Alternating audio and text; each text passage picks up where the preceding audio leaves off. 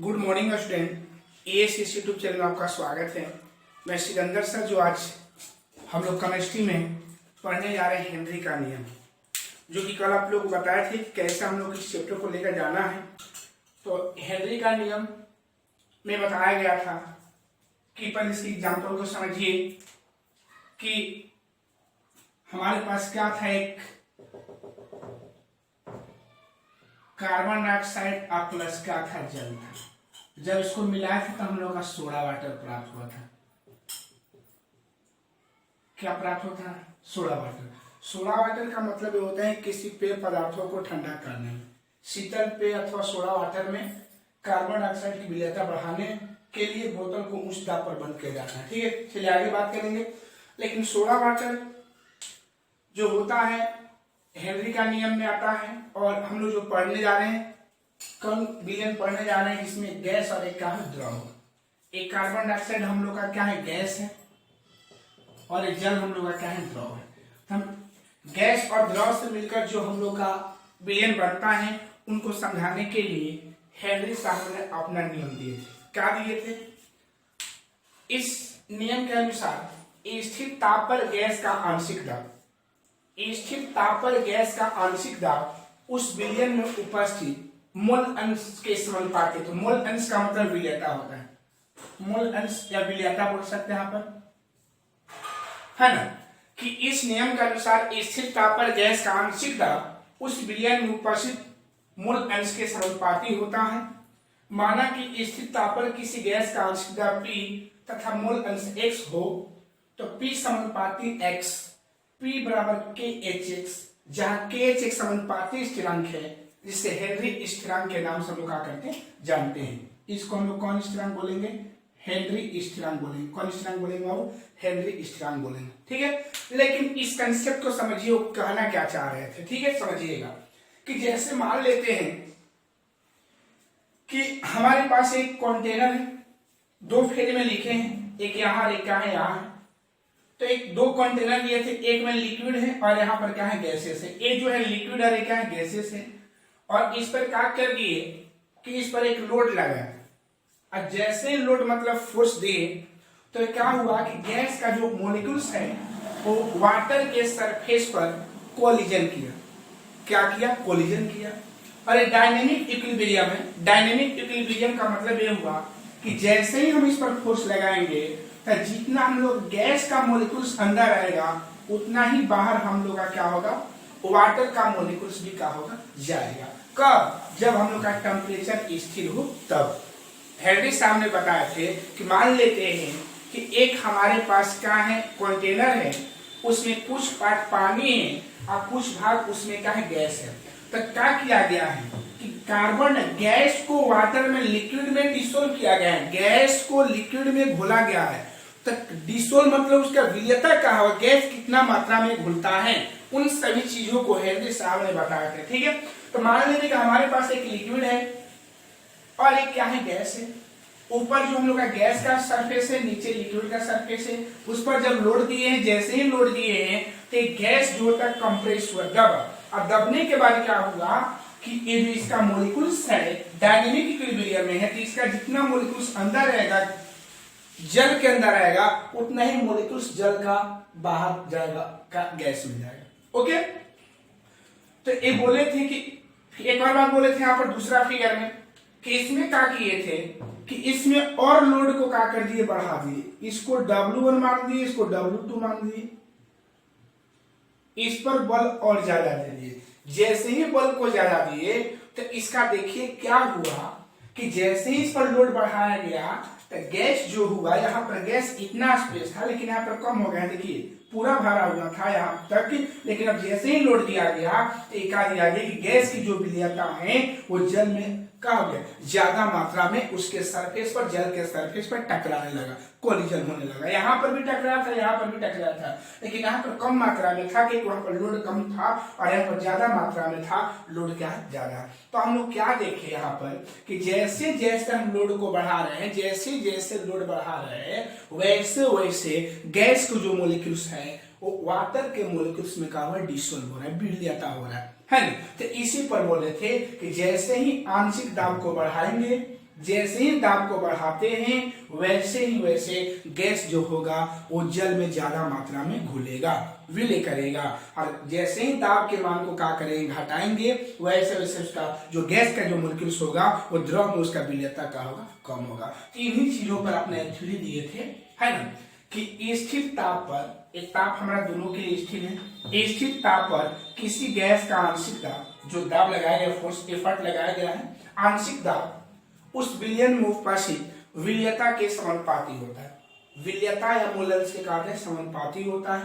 तो आता है हेनरी का नियम, क्या है नहीं समझिएगा कि हेनरी का नियम ये कि स्थिर ताप पर किसी गैस का आंशिक दाब विलयन में उपस्थित मोल अंश के कहते हैं समानुपाती होता है। माना कि स्थिर ताप पर किसी गैस का आंशिक दाब P और मोल अंश x है, तब P समानुपाती x, P बराबर KH, KH यहाँ x है, KHX है, जहां KH एक समानुपाती स्थिरांक है जिसे हेनरी स्थिरांक के नाम से क्या करते हैं, जानते हैं। इनको इनके एक्सपेरिमेंट को समझने के लिए यही बताया गया था कि अगर मान लेते हैं किसी लिक्विड में गैस को हम डिसोल्व करते हैं, घोलते हैं, तो घोलने के बाद हम लोग क्या ऑब्जर्वेशन प्राप्त होता है, तो उन्होंने यही ऑब्जर्वेशन, वही प्रमाण पाए कि जैसे ही आंशिक दाब को बढ़ाते हैं गैस का, है ना, वैसे ही क्या होगा कि गैस जो होगा लिक्विड मतलब द्रव में ज्यादा मात्रा में विलयता होगा, और जैसे ही दाब के मान को कम करते हैं वैसे उसका विलयता का हो जाए, कम हो जाएगा। तो हम एक वर्ड में बोल सकते हैं कि कब, जब ताप स्थिर रहेगा तब। तो वही बोले थे कि स्थिर ताप पर किसी गैस का आंशिक दाब उस विलयन में उपस्थित उस विलयन के मूल अंश से विलयता के समानुपाती होता है। तो हेनरी साहब का क्या है, नियम है। तो आता है 2 नंबर में कि हेनरी के नियम को लिखे। ओके, हेनरी के नियम का अनुप्रयोग क्या है, तो हेनरी के नियम का अनुप्रयोग है पहला कि शीतल पे, जैसे मान लेते हम लोग कोल्ड ड्रिंक पीते हैं, नींबू का रस पीते हैं, है ना, तो शीतल पे अथवा सोडा वाटर में कार्बन डाइऑक्साइड गैस की विलयता बढ़ाने के लिए बोतल को उच्च दाब पर बंद किया जाता है। आप देखते होंगे कि जब कोल्ड ड्रिंक जो हम पीते हैं उसमें जो शीशी का जो कवर स्टोव पे लगाया जाता है उसके ऊपर, है ना, तो उसको जैसे ही खोलते हैं तो उसमें क्या होता है, उसमें से गैस का तरह निकलने लगता है। तो वहां क्या देखे कि वहां पर हम लोग का क्या है, वहां पर आंशिक दाब का मान का हुआ, कम हुआ। जैसे ही आंशिक दाब का मान कम कर देंगे हमारे गैस का मॉलिक्यूल यहाँ से क्या होगा, निकलने लगेगा। और जैसे ही दाब को बढ़ाया जाता है तो क्या होगा, गैस का मॉलिक्यूल उसके अंदर दबा हुआ रहेगा। तो आप लोग देखते हैं कि जो कोल्ड ड्रिंक पीते हैं तो कोल्ड ड्रिंक के अंदर गैस भरा हुआ रहता है। तो गैस उसमें क्यों भरा रहता है कि उसमें गैस दाब को बढ़ाने के लिए दाब उसमें ज्यादा लगाया गया है। अगर ज्यादा मात्रा में लगाया गया है तो उसमें गैस भरा हुआ है, जिसके अकॉर्डिंग क्या होता है, और हम लोग का जो एस्पेक्ट जो होता है ठंडा होता है, ठीक है। लेकिन जैसे ही हम लोग क्या करते हैं, प्रेशर कम कर देते हैं, है ना, तो प्रेशर जैसे ही कम करते हैं, लोड कम करते हैं, तो गैस का मॉलिक्यूल बाहर निकलने लगता है। अब बाहर निकलने के बाद कुछ समय के बाद हम लोग का जो कोल्ड ड्रिंक है वो क्या होता है, गर्म हो जाता है, ठीक है। तो वही बोला गया है कि शीतल पे अथवा सोडा वाटर में कार्बन डाइऑक्साइड गैस की विलयता बढ़ाने के लिए बोतल को उच्च दाब पर बंद किया जाता है। बोतल को उच्च दाब पर बंद किया जाता है ना, क्यों, क्योंकि उसकी विलयता को बढ़ाने के लिए कि उसमें कार्बन डाइऑक्साइड ज्यादा मात्रा में घुला रहे, ठीक है। देखिए उसके बाद गहरे समुद्र में गोता लगाने वाले जब ऊपर आते हैं तो उन्हें दर्द महसूस होता है। देखिएगा, जैसे जैसे हम देखते हैं कि जैसे जैसे हम पहाड़ों की ओर बढ़ते हैं, जैसे जैसे ऊंचाई पर बढ़ते हैं, वैसे वैसे वायुमंडलीय दाब का मान क्या होता है, कम होता है। आपको बताया गया होगा कि जैसे जैसे पहाड़ों पर जाते हैं तो वायुमंडलीय दाब का मान कम होने लगता है। आप पहाड़ पर जब खाना बनाइएगा तो वहां पर खाना का होगा कम मात्रा, जल्दी मात्रा में नहीं बन पाएगी। वहां पर वायुमंडलीय दाब कम होता है, और वायुमंडलीय दाब कम होने के कारण हम लोग का जो खाना कम मात्रा में देरी से पकता है, ठीक है। लेकिन वहीं जैसे से नीचे आते हैं वहां वायुमंडलीय दाब का होता है, कम होते जाता है, और कम होगा ज्यादा होते जाता है, और जैसे ही ज्यादा होगा तो वहां पर खाना का होता है, जल्दी हो जाता है, ठीक है। तो ये बोला गहरे समुद्र में गोता लगाने वाले, जब गहरे समुद्र में जब गोता लगाते हैं, जो नेवी होते हैं जो अपने पास गैस सिलेंडर लेकर चलते हैं, ठीक है। तो ये बोला गया है कि गहरे समुद्र में गोता लगाने वाले जब ऊपर आते हैं तो उन्हें दर्द महसूस होता है। क्यों महसूस दर्द होता है, क्योंकि जैसे ऊपर आते हैं तो उन्हें क्या होता है, दाब घटने लगता है। नीचे जाते हैं दाब बढ़ता है, ऊपर आते हैं तो दाब घटने लगता है, तो उन्हें दर्द महसूस होता है। तो उन्हीं दर्द को कम करने के लिए क्या किया, उन्हें ऑक्सीजन के साथ हीलियम गैस मिलाकर सांस लेने को कहा जाता है। तो उन्हें ऑक्सीजन के साथ हम लोग क्या करते हैं, हीलियम मिलाकर बोलते हैं कि आप सांस लीजिए, आपका दर्द क्या होगा, कम महसूस होगा। ओके, तो दूसरा। तीसरा है कि फेफड़ों में जहां हवा में वर्तमान ऑक्सीजन का आंशिक दाब अधिक होता है। हाँ, फेफड़ों में जहां हवा रहता है वहां पर ऑक्सीजन का आंशिक दाब क्या होता है, अधिक होता है। हीमोग्लोबिन ऑक्सीजन से संयोग कर लेता है और संयोग करने के बाद ऑक्सी हीमोग्लोबिन तैयार करता है। ऊतकों में जहां ऑक्सीजन का आंशिक दाब का कम हो जाता है और ऑक्सी हीमोग्लोबिन ऑक्सीजन उत्सर्जित करता है। यानी कहने का मतलब होता है कि जब हम हवा में क्या करते हैं, हवा में वर्तमान जो होता है ऑक्सीजन का आंशिक दाब का अधिक होता है।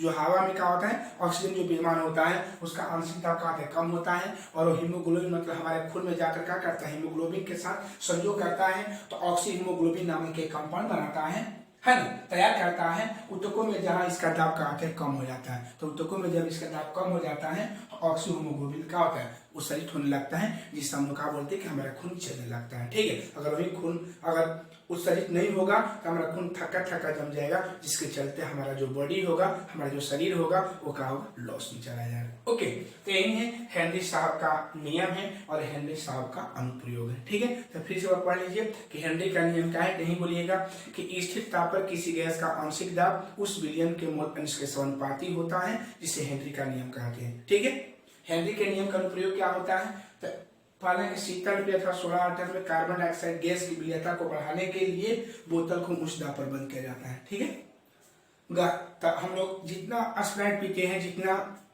सोडा वाटर का यूज करते हैं, उन सब चीजों में क्या होता है, हेनरी का नियम ही फॉलो होता है और हमारे दैनिक जीवन में इनका प्रयोग होता है। ओके, गहरे समुद्र में गोता लगाने वाले जब ऊपर आते हैं तो उन्हें दर्द महसूस होता है। क्यों महसूस होता है, क्योंकि ऊपर आने के बाद वायुमंडलीय दाब का कम हो जाता है और कम होने के बाद उनको दर्द महसूस होता है। तो उनके दर्द को कम करने के लिए ऑक्सीजन के साथ हीलियम गैस को भरकर उसमें सांस लेने को कहा जाता है। ओके, फेफड़ों में जहाँ हवा में ऑक्सीजन का आंशिक दाब अधिक होता है, हीमोग्लोबिन जब हीमोग्लोबिन ऑक्सीजन से संयोग कर ऑक्सी हीमोग्लोबिन नामक एक जैविक बनाता है। ऊतकों में जहां ऑक्सीजन का आंशिक दाब कम हो जाता है और ऑक्सी हीमोग्लोबिन ऑक्सीजन उत्सर्जित करता है। ओके, चलिए, तो इस तरह से जो हम आप लोग कल बताए थे कि हेनरी का नियम, तो हेनरी का नियम आप लोग का करके बता दिए। ओके, क्लियर है।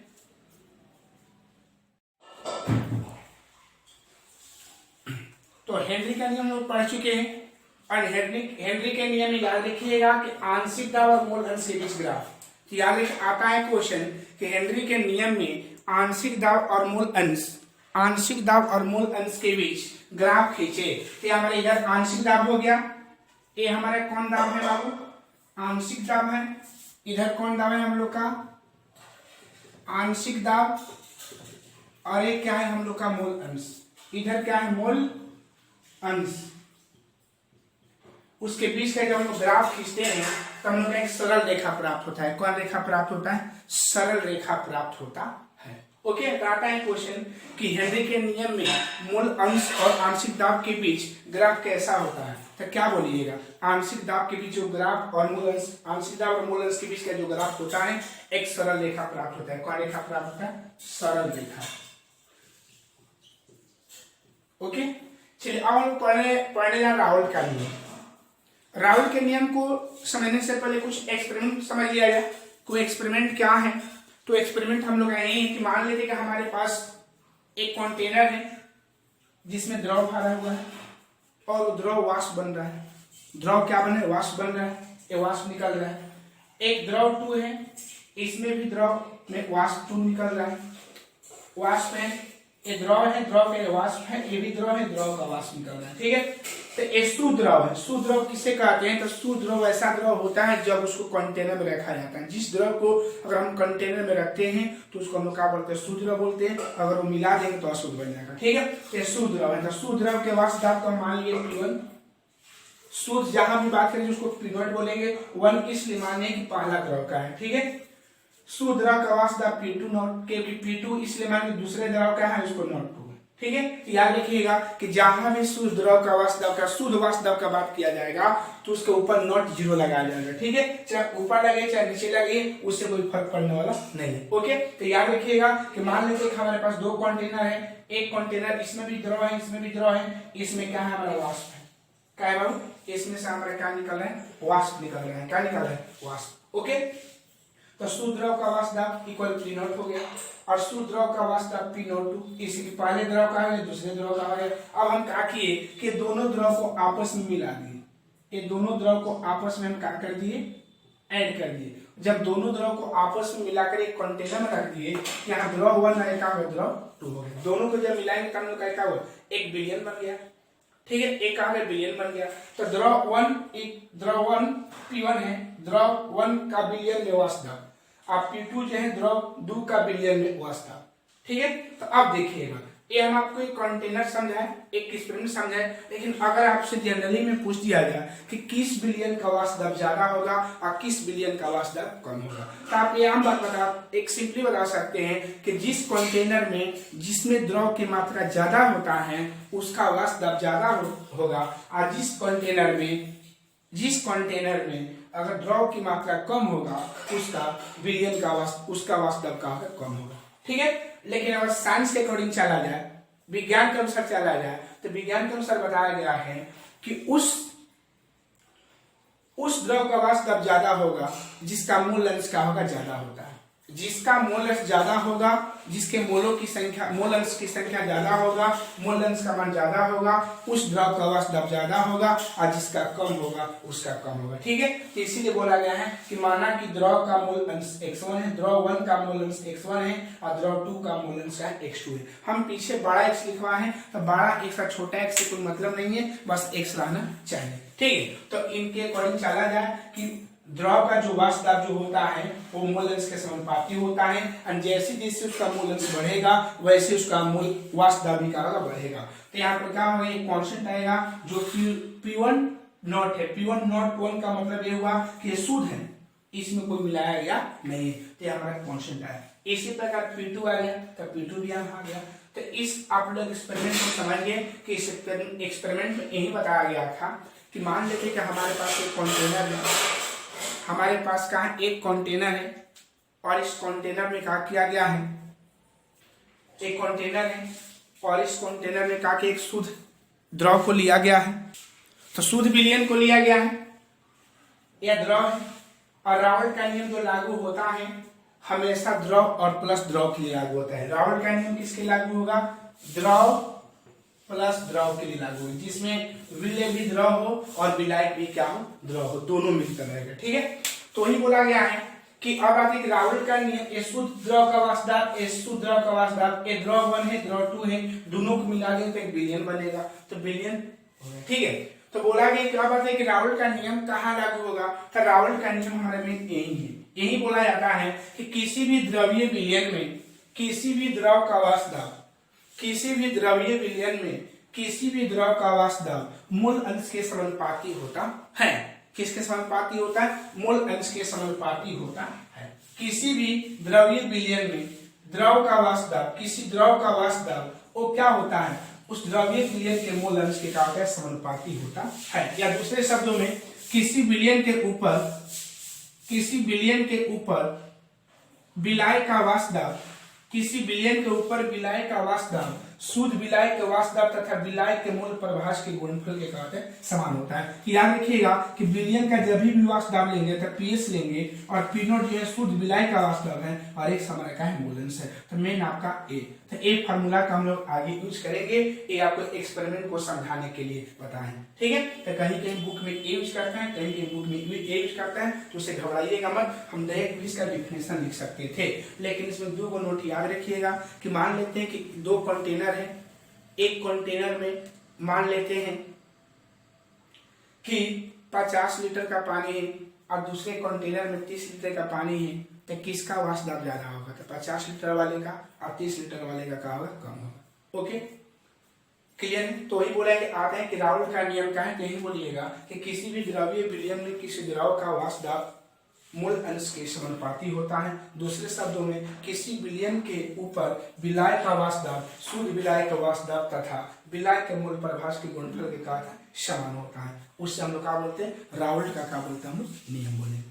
क्या बोलेंगे बाबू, राउल्ट का नियम। ओके,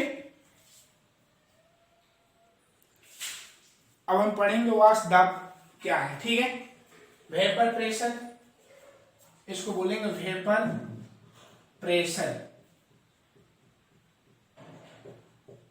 तो बोला है किसी नियत ताप पर किसी द्रव के वाष्प दाब द्वारा, किसी नियत ताप पर किसी द्रव के वाष्प द्वारा आरोपित बल को वाष्प दाब को, मान लेते हैं कि हमारे पास क्या है, कोई द्रव है,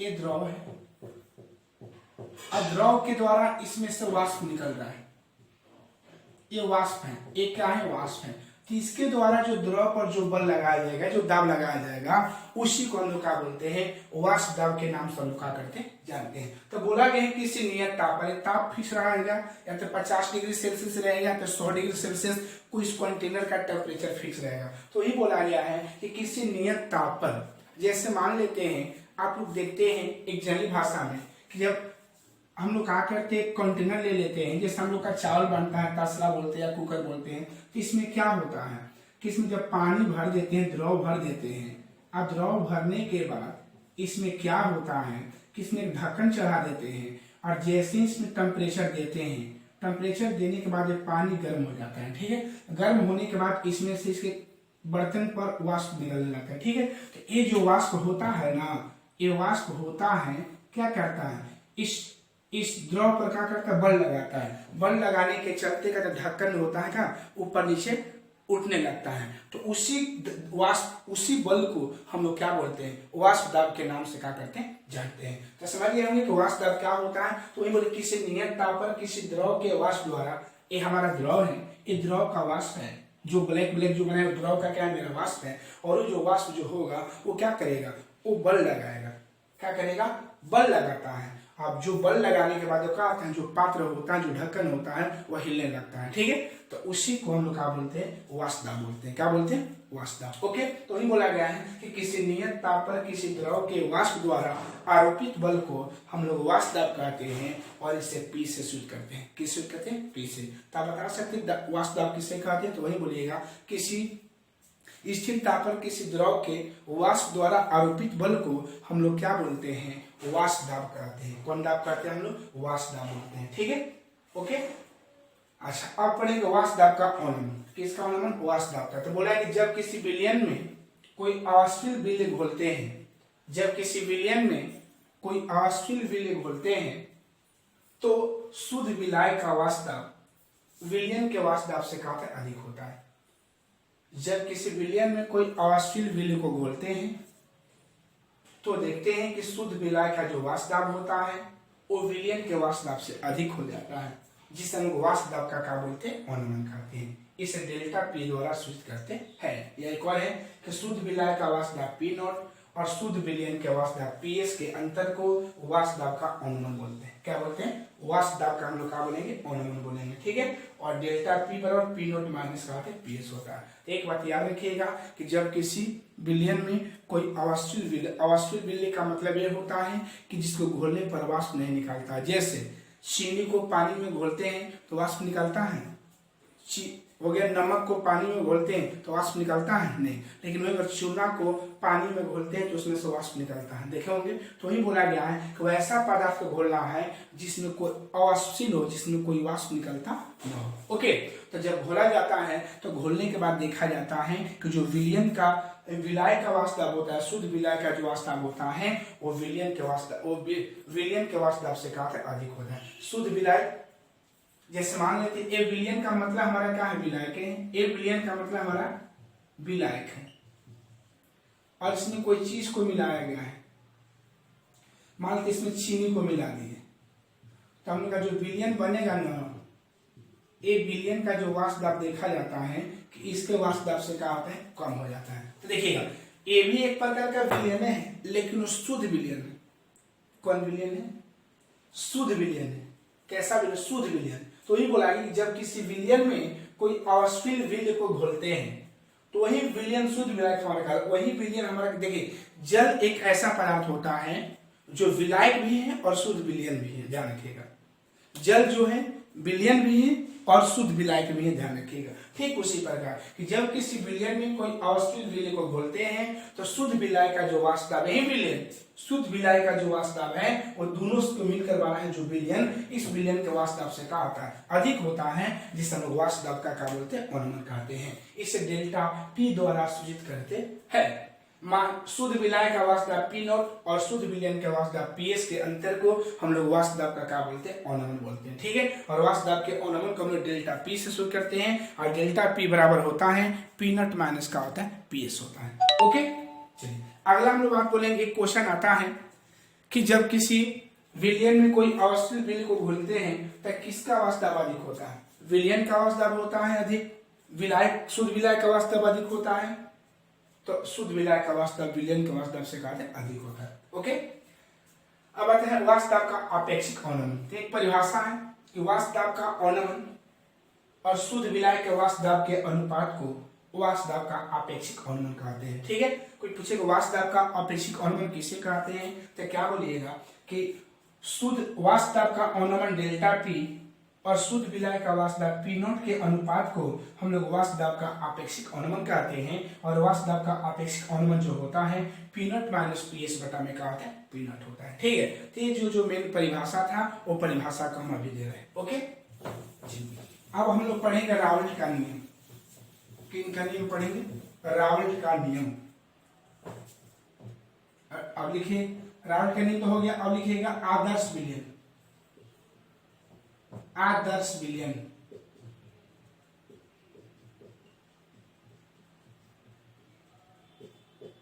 आइडियल सॉल्यूशन, आदर्श विलयन, आइडियल सॉल्यूशन। ओके, तो वह विलयन जो निश्चित ताप एवं दाब पर रावल्ट के नियम का क्या करते हैं, पालन करते हैं। जो विलयन निश्चित ताप एवं दाब पर रावल्ट के नियम का पालन करता है उसे हम लोग क्या बोलते हैं, आदर्श विलयन कहते हैं। क्या बोलते हैं, आदर्श विलयन। ओके, अब है आदर्श विलयन एवं अनादर्श विलयन। ठीक है, तो आदर्श विलयन और अनादर्श विलयन का डिफिनेशन लिखिए यहाँ पर। तो वह विलयन जो सभी सांद्रताओं पर रावल्ट के नियम का क्या करते हैं, पालन करता है।